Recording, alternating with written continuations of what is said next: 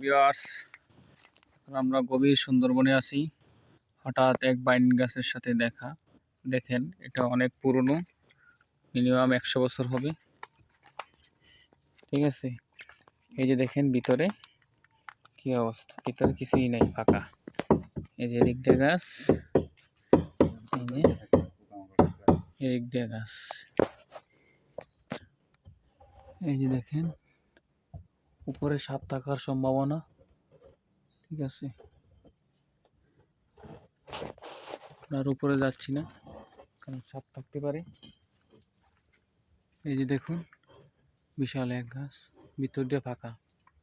ঠিক আছে,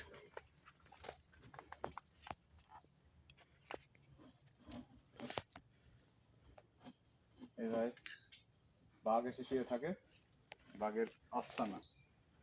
ধন্যবাদ, ভালো থাকবেন। ভিডিওটি ভালো লাগলে অবশ্যই শেয়ার করে দিবেন।